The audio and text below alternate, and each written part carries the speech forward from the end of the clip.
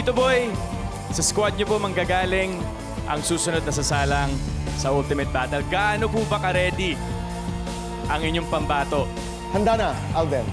Dahil ikinararangal niyang maging Pilipino at gusto niyang palaganapin ang musikang Pilipino, ang kundiman. Ang aking pambato dito sa Ultimate Battle ay ang soprano diva, si Cathy Hipolito Mas. Our sixth grand finalist, the soprano diva, Miss Cathy Hipolito Mas. Yun po bang tulang binasa kanina po sa performance? Sinulat po ba yan ng ating national hero na si Gat Rosales, Miss Cathy? Yes, sinulat po ng ating national hero ang tulang ito. At tinranslate ito ni Andres Bonifacio na ang pamagat ay ang aking huling paalam. Mi ultimo adios. B, Miss Annette, Kuya Jose, kasing taas din ba ng boses ni Miss Cathy ang score na ibibigay niyo sa kanya? Miss Annette. That was a difficult song to sing in an operatic way, but you pulled it off.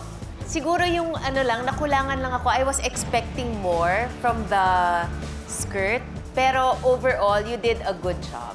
Thank you po, Ma'am Amel. Thank you, Miss Annette. Kuya Jose. Maganda yung pagkanta niya, napakataas talaga ng boses.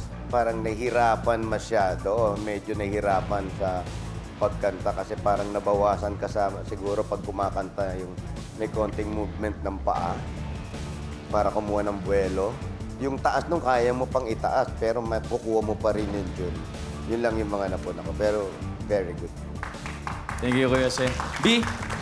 Ako naman, I like the concept behind the number. I like the skirt na big, na may projection. Feeling ko nag-match dun sa angelic voice mo. For me, it was beautiful. Thank you po. Thank you, B. Mula naman dito sa ating studio audience, alamin natin ang opinyon ng ating MAPI teacher na si J.R. Dandoy. Kung estudyante nyo ba si Miss Cathy, mataas ba ang grado na ibibigay Ay, mo sa mataas kanya, na sir? mataas. Ayan. So, first of all, gusto kitang pasalamatan kasi sa performance mo, napakaganda, napakagaling. At nakaka-proud maging Pilipino. At kung nabubuhay si Jose Rizal, papalakpakan ka niya. Ayan. Maraming salamat po. Judges and studio audience, nasa kamay nyo ngayon kung hanggang saan aabot ang boses ng ating soprano diva. You have 10 seconds to vote, kaya give your battle stars now.